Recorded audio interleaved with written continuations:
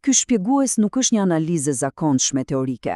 Në fakt, është ndërtuar fjalë për fjalë si një udhërrëfyes për fillestarët që duan të dekodojnë gjeometrinë e shenjtë dhe ato simbolet antike tepër misterioze.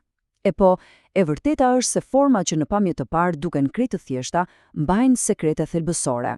Përmes kësaj përmbledhje, do të zbulojmë se asgjë në natyrë nuk është një rastësi e pastër gjeometrike.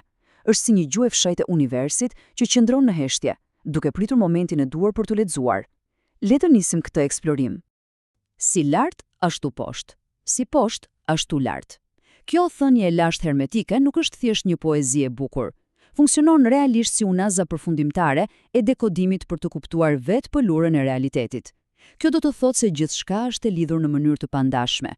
Modelet e mrekullueshme që ndodhen në galaktikat më të largëta, ato mund të gjenden me po të njëjtën saktësi absolute brenda një qelize të vetme biologjike.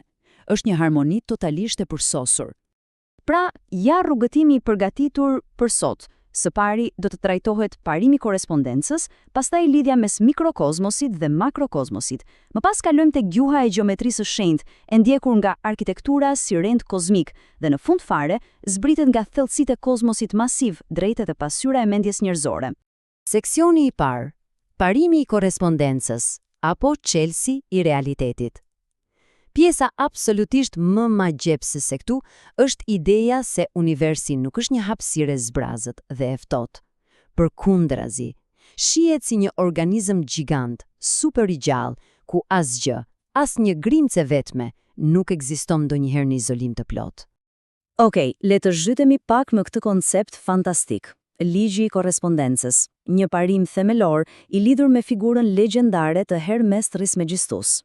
Çfarë thot ai eksaktisht? Thjesht thekson një lidhje të pandashme mes të gjitha niveleve të ekzistencës. Çdo pjesë e vogël reflekton tërësinë e madhe. Pra, nuk ka asnjë ndarje të prerë midis materjes fizike që mund të preket dhe energjisë së padukshme. Është literalisht i njëjti set rregullash për të dyja. Teksti jashtëzakonisht i famshëm dhe Kybalion e përshkruan këtë jo si një teori abstrakte të paarritshme, por si një urë të vërtet dhe praktike mes botëve. Lidh botën tonë materiale, botën mendore ku lind logjika dhe atë shpirtërore, të gjitha së bashku pas një ndërprerje. Me pak fjalë zbulon se përvojat fizike tregojnë të vërtetat shpirtërore. Zgjidhet njërën anë dhe është kuptuar edhe tjetra. Kalojmë te seksioni i dytë, mikrokozmosi dhe makrokozmosi, ose siç njihet ndryshe, pasyra kozmike. Këtu ndërtohet baza e njërës prej metaforave më të fuqishme, ajo që e kthen gjithësinë në një pasyrë gjigante. Dhe kjo ilustron në mënyrë të shkëlqyer thelbin e këtij ekuilibri madhështor.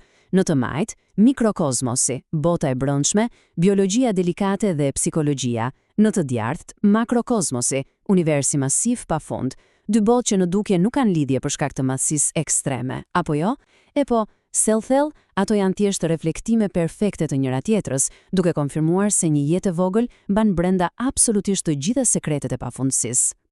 Këto lidhje janë vërtet ndritëshuese. Është mahnitse të shohësh se si ritmet e kozmosit replikohen me aq precizion. Ciklet e diellit pasqyrohen direkt te ciklet e jetës si rinia dhe pleqëria. Lëvizja e ndërlikuar e yjeve, ajo përfaqëson lëvizjet e vetdijes. Madje edhe rendi i ftohtë matematikor gjen një ekuivalent totalisht perfekt e vetë struktura e mendjes. Gjithçka kërcen në ritmin e të njëjtës simfoni universale. Seksioni i tretë, gjuha e gjeometrisë së shenjtë, apo simbolet e padukshme. Fakti më befasues këtu është se këto simbole ezoterike nuk janë as pak vizatime të thjeshta. Ato janë harta të mirë fillta të realitetit, që udhëheqin zbulimin e ligjeve të pashkruara të universit. Le të nisim një dekodim të shpejtë. Forma rrethore, pas një fillim, pas një fund, ajo përfaqëson tërësinë absolute, pafundësinë dhe ekuilibrin qellor. Nuk është thjesht një vijë e lakuar, por një urë thelbësore mes të dukshmes dhe të padukshmes, përjetësia vet pas një cep kufizues. Më pas kemi katrorin. Këtu jemi në një histori komplet tjetër, krejt e kundër ka e rrethit. Katrori është vetë toka, materia e ngurtë, simbolizon stabilitetin fizik 100%. 4 këndet e tij e mbërthejnë fort, duke kthyer atë në bazën e rëndë dhe spirancën e domosdoshme, mbi të cilën mund të ndërtohet çdo realitet toksor. Edhe ja ku hyn forma trekëndore. Kjo konsiderohet si përfaqësimi absolut i ekuilibrit metafizik. Baza është e mbjellë thellë në tokë, por maja shikon drejten e qiell, krijon atë tensionin e jashtëzakonshëm dinamik mes rëndesës që tërheq poshtë dhe shpirtin që kërkon lartësimin. Përfundimisht, ura më aktive mes planit njerëzor dhe atij qiellor. Në fund të këtij grupi kemi spiralen. Kjo formë nuk ristatite. Spirali është vetë zhvillimi dinamik, zgjirimi pafund i vetdijes dhe evolucioni shpirtëror. Mund të mendohet për një galaktik që rrotullohet ose për vetë spiralen e ADN-s brenda njeriut. Tregon qartë se zhvillimi shkon gjithmonë duke u zgjeruar, por thellësisht rikthehet edhe në qendër. Brillante. Seksioni i 4, arkitektura si rend kozmik, guri dhe harmonia. Është vërtet për t'u lënë pa fjalë fakti se si ndërtuesit e lashtë arritën të kapnin këto ligje plotësisht të padukshme dhe i derdhën ato fjalë për fjalë në gur masiv, duke krijuar libra të përjetshëm strukturor. Tani, ajo që është vërtet interesante rreth këtyre monumenteve, qofshin piramidat egjiptiane, tempujt e lashtë grek apo katedralet e larta gotike, është se ato nuk kanë asgjë të rastësishme në dizajnin e tyre. Përdoren raporte specifike matematike për të zbritur atë harmoninë e pakapshme të universit drejtë në materje.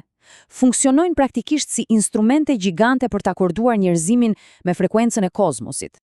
Këtu shfaqet koncepti i arkitektit simbolik. Në traditat e lashta masonike, mjetet si kompasi dhe katrori nuk kufizoheshin thjesht për mure fizike. Ato u kthyen në metafora të një rëndësie supreme për të lidhur dijen shpirtërore me veprimin konkret. Cili ishte thelbi? Ndërtimi i vazhdueshëm i tempullit të brendshëm të vetdijes, jo vetëm i një ndërtese guri. Seksioni i 5 dhe i fundit për sot, pasyra e mendjes, transformimi i brendshëm. Këtu arrihet pikërisht kulmi.